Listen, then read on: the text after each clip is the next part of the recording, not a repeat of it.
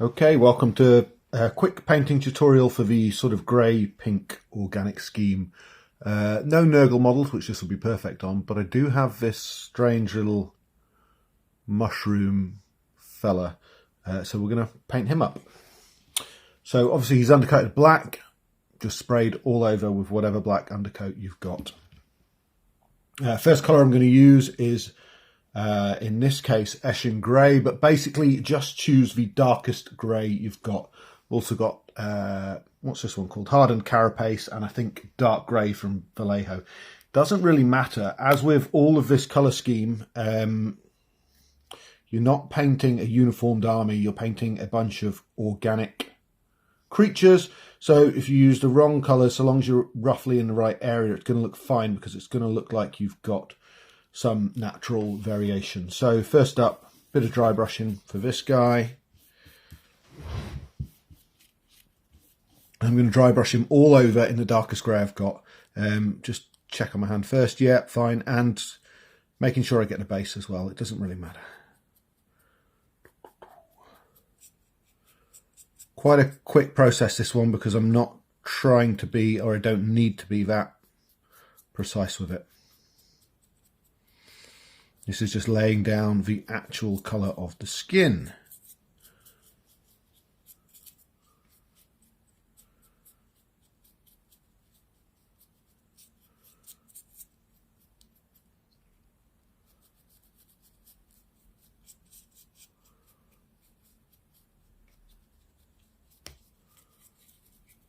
Just get that on there.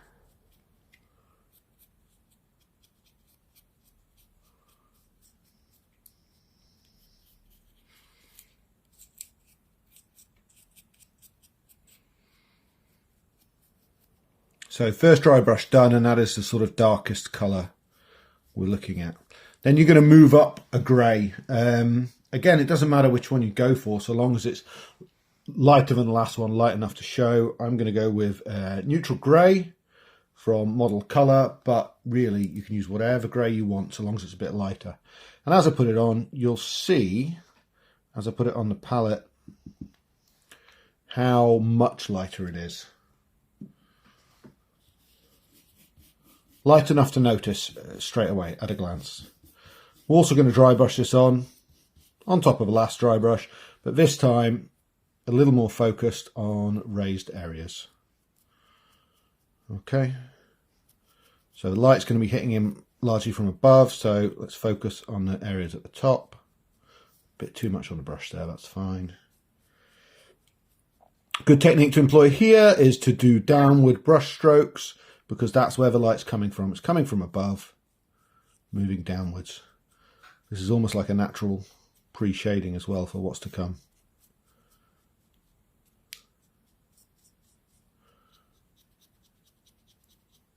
Plenty up on top, because that's where the light will be hitting him most. Get a bit on the base as well, just to give that a bit of colour, a bit of a highlight.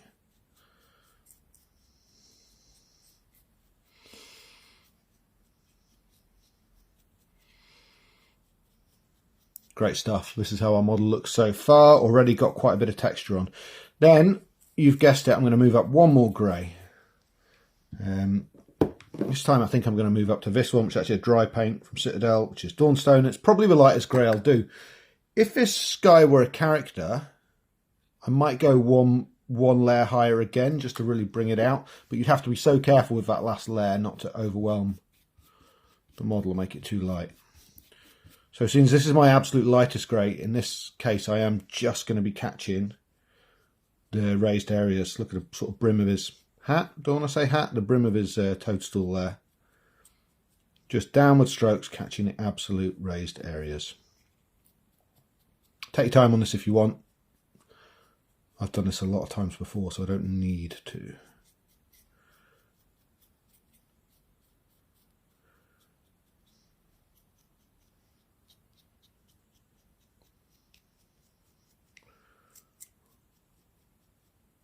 Great stuff, and that is the model pretty much base coated and the skin taken care of, ready to start going on to the details.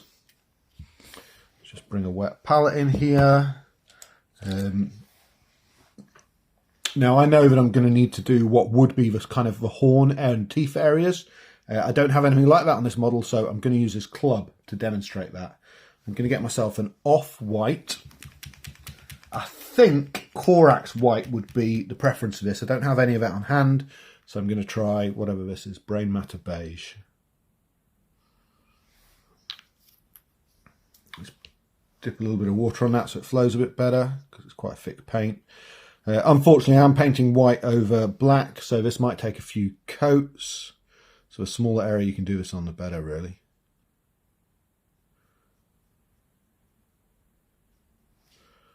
Probably going to have to come back and do this a few times.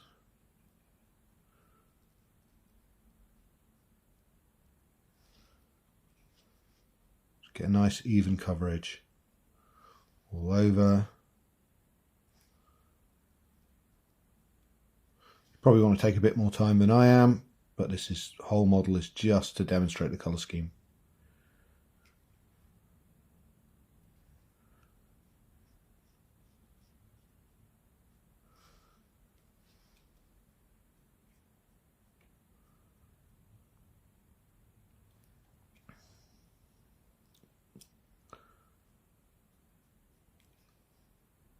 Great, that's the first coat of that down. We're going to move on to the sort of the gross kind of purpley areas now. Now the point with this model and this whole colour scheme is that you're not doing it the same on every model. So what you're going to do is you're going to build up a range of purples starting from pretty dark, and then you're going to move up. And for each area, you're just going to pick a point in the range. So we're going from purples through to a kind of a violent pink, potentially up to a very light pink.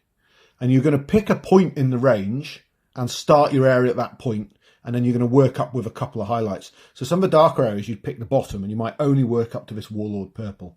But for other areas, you might start at the Warlord purple and work up through Squid Pink all the way to Centaur Skin. So just pick your point for how dark you want that particular area to be, and feel free to sort of mix and match on the same model or between models. Again, it's that natural variation. This isn't a uniform they're wearing. This is their actual body and their skin, so it can be different because everyone's is. Okay, so I'm probably gonna do these little kind of toadstool growths. This particular one is Heavy Violet from Game Color, and it is extra opaque, so it goes down with just one coat, covers almost anything. It's brilliant.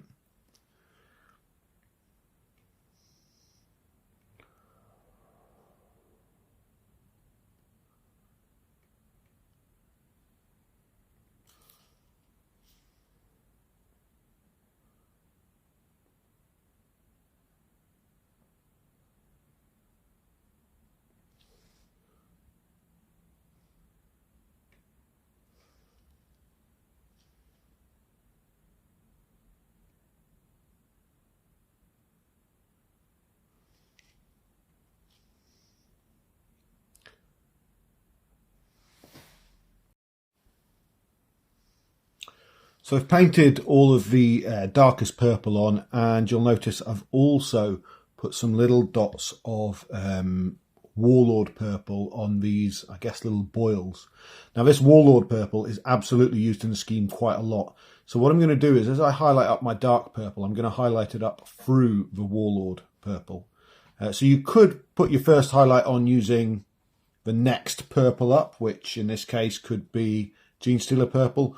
Or, if you really want to tie it together, you could mix some of the Heavy Violet with the Warlord purple to give you your next step up, which I think is probably what I'm going to do. I also put a second coat of white on the club, but it's still looking quite patchy. We'll get around to that. So I've still got some Warlord purple in my palette. I'm going to add, some Heavy Violet. We're going to add some Warlord purple and just see what the colour we get turns out like. That is if I don't run out of this stuff first.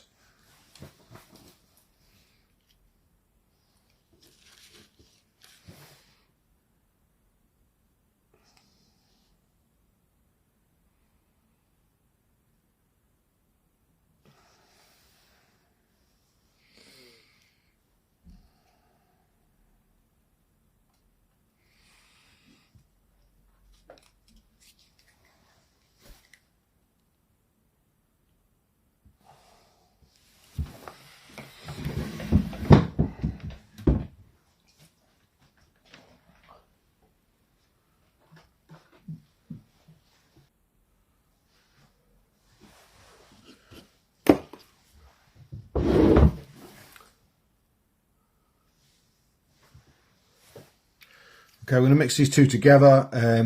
The purple, in this case, the heavy violet, is really quite highly pigmented, so you might need quite a bit of Warlord purple to bring it up. But that's looking quite nice. That's almost a sort of an imperial purple. So I could go on and highlight each of the mushrooms, doing a kind of edge highlight on it. And if it was a character, I might, but I'm not going to because I'm lazy. I'm just going to get a dry brush and I'm going to apply my highlights using a dry brush. I don't know if it's actually that much brighter than the other purple or if it's just moving more towards the sort of red spectrum, but let's find out. Let's see how it looks when we get it on the model.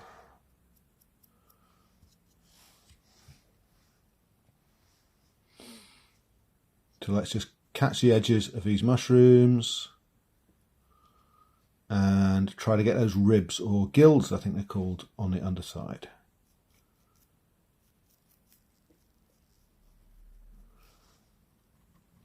You're probably going to take more time with your models because you're probably going to care about them a bit more than I do about this model.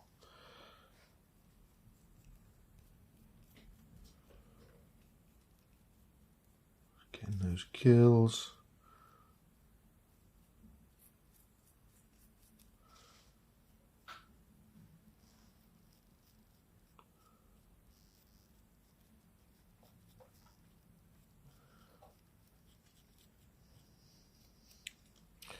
Not really sure what to do with the top of this guy's head. Obviously it doesn't affect the colour scheme overall.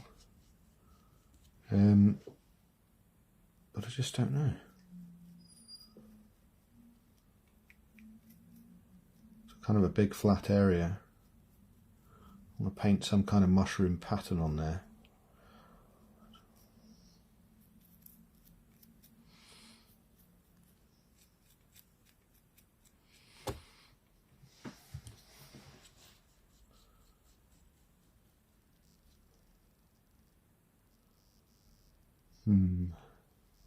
Just going to give him a little highlight around the edge and on top.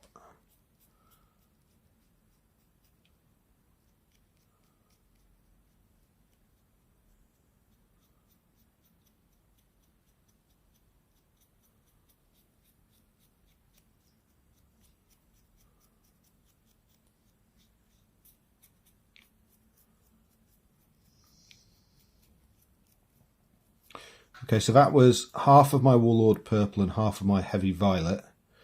What I might do to move up to the next highlight is just go straight in with the heavy violet, and I've already got some on my palette here, so let's see what happens.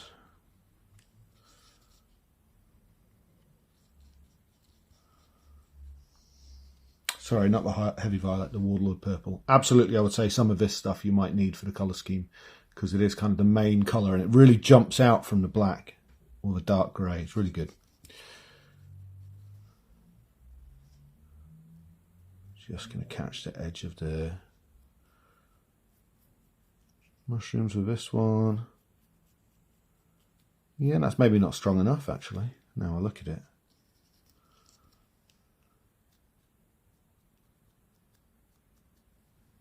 Sorry, I'm kind of off camera a bit there, but you get the idea.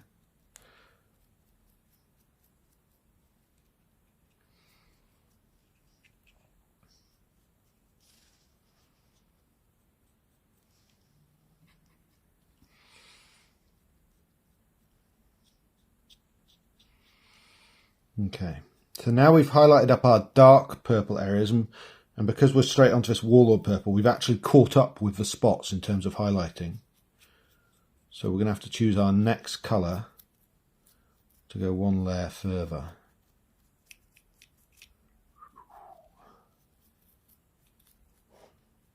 Let's see what we've got. So we're currently here. I think we probably want to go here next, which is Squid Pink. But it's not that far off Emperor's Children, if you've got that. Kind of similar. But let's go in with a Squid Pink.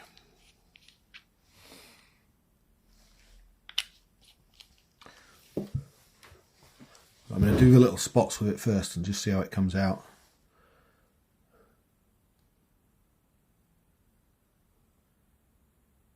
Well, it's quite a significant step, that. So what I might do for the gills is actually mix the squid pink with the warlord purple and get a mid-tone between them.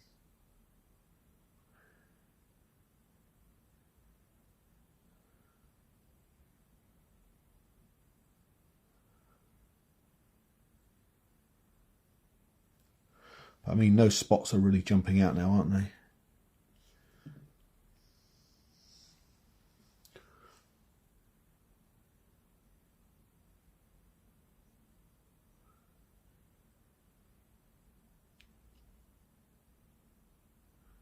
Yeah, I think this pink might actually be a step too far for the mushrooms. So we've already got some on our palette. Let's get a little bit of the warlord purple, mix two together and see what we get.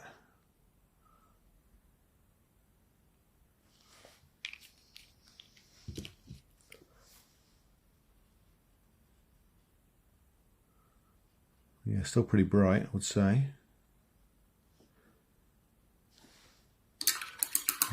I might actually just brush paint this highlight on, even though I've dry brushed the last one. Let's see, let's just see how it comes out.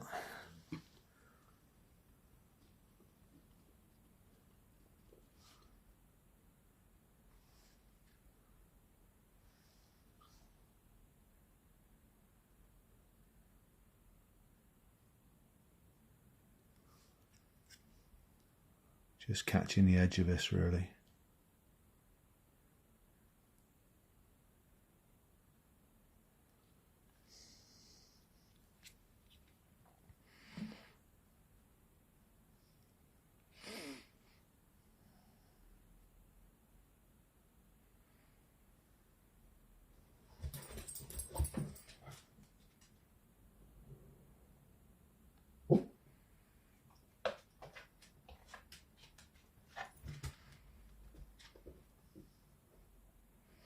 Not being too careful with this, you probably will be with yours.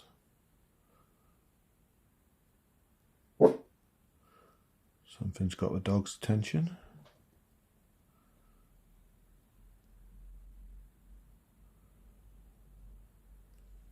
Now with these purples, to make them look really sort of sickly and gross, there's a couple of different techniques we've got going on. The first one is to use a fluorescent paint and just kind of smear it over and then take most of it back off, so that just some of the fluorescent pigment stays on. The second one is to actually use a gloss paint, specifically Blood for the Blood God, but water that down a bit. And when I say water it down, what I actually mean is dilute it with gloss varnish and paint that over, so you get this kind of shiny, wet look, and also with the red tinge to it. That really looks like kind of pustulating wounds, weeping sores, etc., which is great if you're doing Nurgle. But we'll go through both of those in a minute once we've got this kind of done. I think I'm kind of there with that, to be honest. A little bit more just on the brim of his hat, just to really bring that up.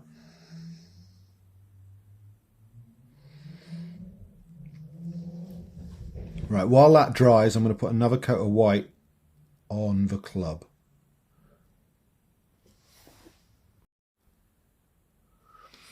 Okay, next step is going to be to do the bone and claw type areas. For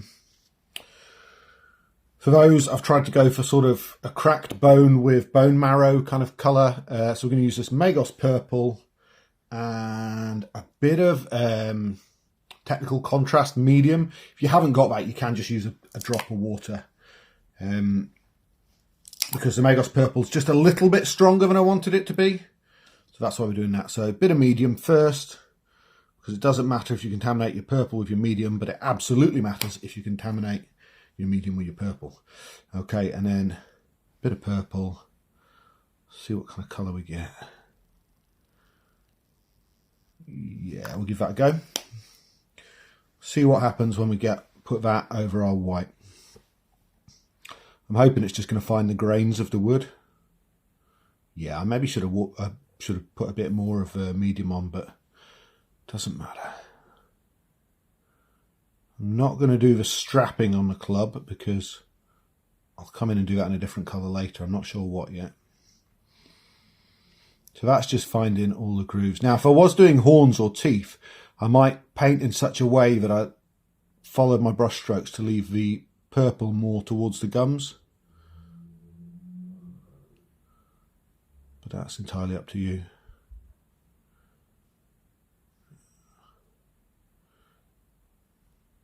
Yeah, that's looking all right. We're going to come back and dry brush that later anyway to bring it up a bit lighter. Because that's got the contrast medium in, it's going to take ages to dry. So let's just stay away from that area for a bit. Okay, next thing I'm going to show you is how to really make the purple areas pop. And that's using a magic product, which is this stuff, which is Model Colours Fluorescent Magenta. It's a horrible paint, to be honest. It's very sort of greasy, but you can use that to your advantage. It won't stick to anything. It's a nightmare. It's not easy to get out either. Oh my God, that's way more than needed. Look how bright that is. What we're going to do is almost smear that over the areas, but not leave too much on. So make sure it's sort of fully on your brush. Find a purple area. Just really get that over it. In this case, I'm just going to pick the tops of my mushrooms. You don't want too big a build-up of this, but like I say, it's quite greasy, so if it goes on and you don't like it, just keep brushing and it comes off again. It's really hard to get it to stick to anything.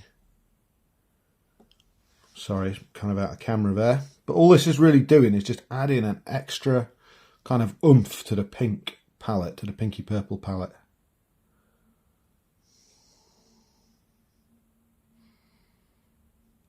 I'm not going to do it on my spots because I want to differentiate them, and I'm just sort of showing you the different techniques you can use with this.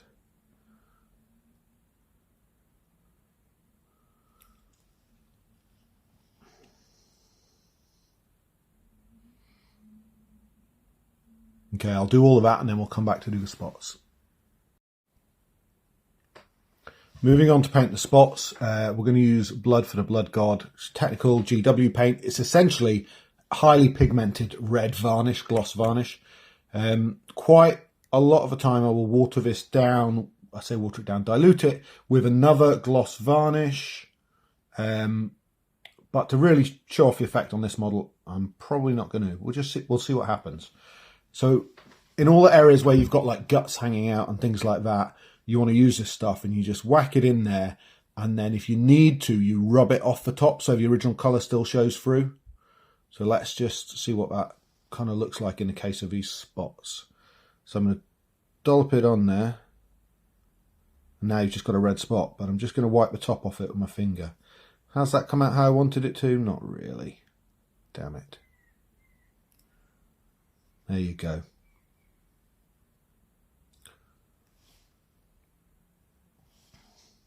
And this gloss effect is really going to make the model seem a little more three-dimensional, a little bit more alive, and a little bit more disgusting. Because there's going to be a kind of a wetness around the edges of the spots. I've messed up a bit there, I've streaked some, but I could probably deal with that later just by putting some of my dark grey over it again. We'll just leave it. So I'm putting it on there, and if it's obscuring the original colour too much, I can just take it off the top with my finger. Not sure if the camera's capturing that, but it does look good when it's finished. Again, you might want to dilute yours.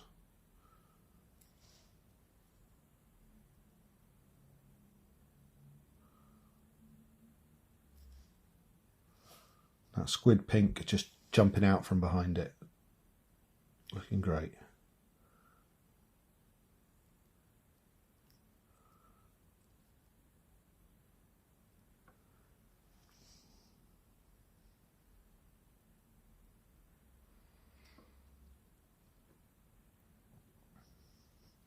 Okay, I think we've taken that as far as we can take it without waiting for the contrast to dry on the white bone. So we'll come back to that.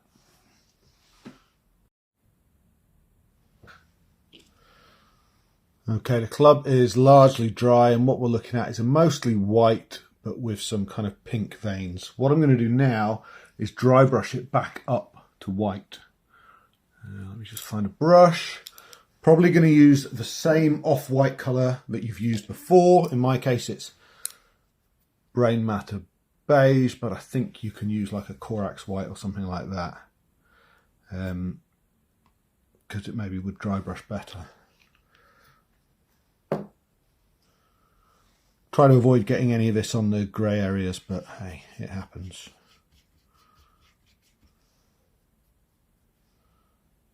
This is essentially doing any highlighting work for us.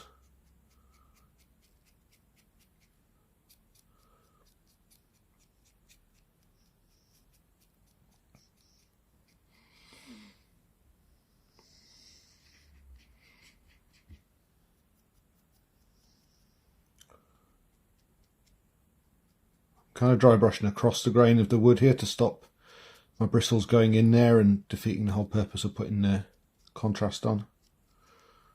This is what all your sort of Plague Bearer swords are done in using this method. And then once you've dry brushed on your off-white, then although you're not really ever meant to paint pure white on your models, we are going to do that in this case.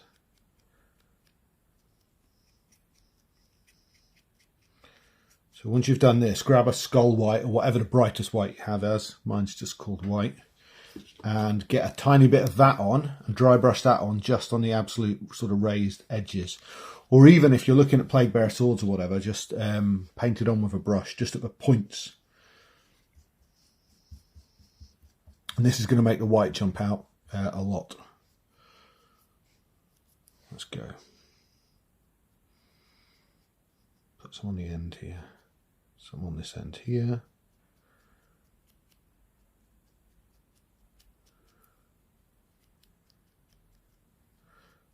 In terms of a tutorial for how I would use this for Nurgle, that's pretty much done. So what I'm going to do now is end the video, add a few flowers, neon alien tufts to the base, and then come up with a colour for this strapping here. Maybe just tart the base up a bit. You can varnish these afterwards if you want to, but remember you used gloss with your blood for the blood gods. If you then spray this with a matte varnish or something, you're going to lose that gloss effect. Right, I'll finish this here and probably put some photos up at the end. But yeah, quite a quick model to paint.